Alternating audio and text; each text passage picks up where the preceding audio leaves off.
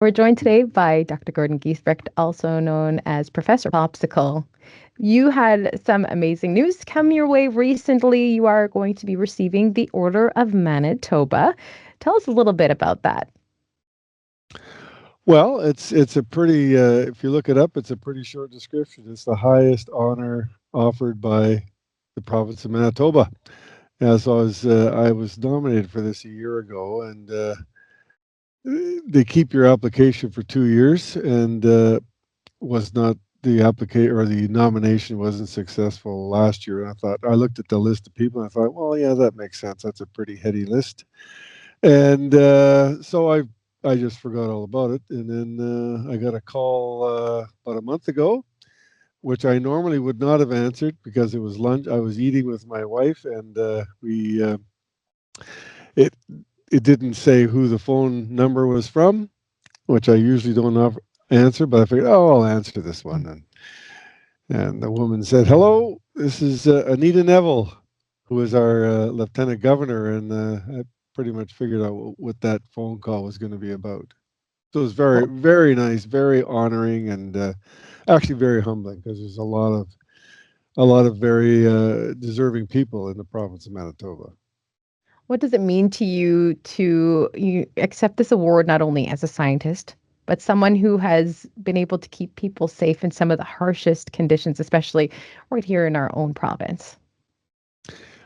Well, that's a great question. When I started my career 30 some years ago, uh, I was working a bit with a guy named Dr. John Hayward from the University of Victoria, who was Canada's cold guy at the time, and he had just retired.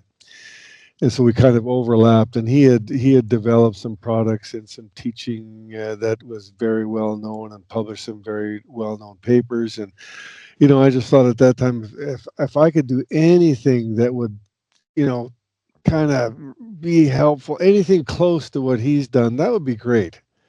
And if we've just been very, very fortunate that we have found new things as we've been moving along, and the research results have been many of them have been immediately applicable to the general public as well as healthcare and response professionals.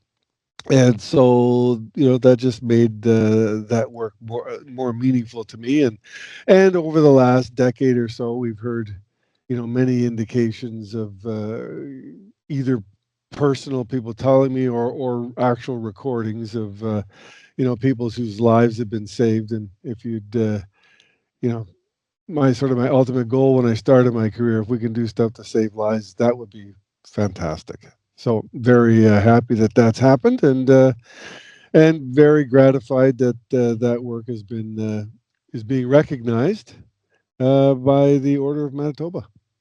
Now, when you think of your career overall and all the frozen lakes and everything that you've experienced, what has been the most Manitoban moment for you?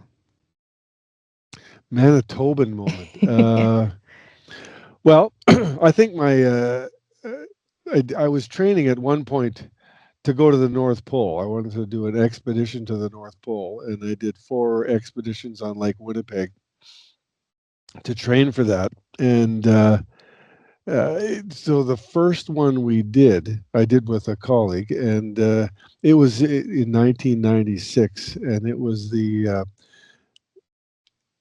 14-day expedition, and it was in the middle of the coldest 17-day period in Manitoba history. It broke all the rules because normally we get a cold snap, which is usually maybe 3, 4, 5 days at -40 or -35. And usually when it's cold, there's no wind. And when there is wind, the wind normally comes from the south. And we were walking from the north end to the south end, and the average temperature for the 14 days was -32.5, which was colder than the Wow. North Pole was at that time. And there was wind, and it was from the south. So we were walking into the wind for 2 weeks. It was, yeah, we just go, wow, this is Manitoba winter at its worst. When you first started your career overall, um, when you first experienced this coolness, this cold, was it terrifying? Was it exciting to you? Obviously, it's something that you loved so much that you continued for years and years on. I love the research. I hate cold. I tell people, people say, "Oh, you must love cold." I say, "Well, just think about oncologists. Just because you're an expert doesn't mean you want to have Mm. it." Yeah. So I joke that I hate cold. Well, that's not a joke. I hate cold, but I say my goal personally is to avoid cold or at least be comfortable in the cold by wearing the right equipment. And I try to help people either make sure that they don't get a cold injury or give advice to response personnel like the military, law enforcement, search and rescue about what to do if they find somebody who's cold injured and try to mitigate those issues. Over. I, uh, I before I came back to I was born in Manitoba. I went to Edmonton for 6 years. In the last year or so, I was a wilderness instructor. And so Mhm. we were always, in the evenings, you would talk to clients about different topics, first aid, map and compass, and included in there was hypothermia and frostbite. And so when I came back to finish my bachelor's degree, did fairly well, got into a master's degree, and was looking for a topic, and hypothermia had was top of mind because of what I'd been doing back in Alberta. And so I started doing that. I was the first subject for my own master's degree study, and none of those experiments were fun, but we learned a lot, and we kept coming up with things that either challenged uh, traditional beliefs, or we made people, well, actually we did make people colder than any other ethically approved study in the world. So that allowed us to come up with some information that nobody else had because they hadn't been able to do those studies before. So as long as we kept coming up with new things to study, we kept doing it. And then in the last 10 or 15 years, I shifted more to, although we kept doing research, we shifted more to, the catchphrase now is knowledge translation, or, just getting that information out to the public or to responders. And it's struck a chord with a number of people because, it's the advice is backed up by research and consensus with other experts, and it has saved lives. So I just feel very, very fortunate that a lot of things aligned up perfectly for me to be able to do that. And that's where I was going to go to you. This research has saved lives. And if it hasn't saved lives, it has helped people to save lives. Overall, at the end of the day, when it comes back to this Order of Manitoba, how does it make you feel?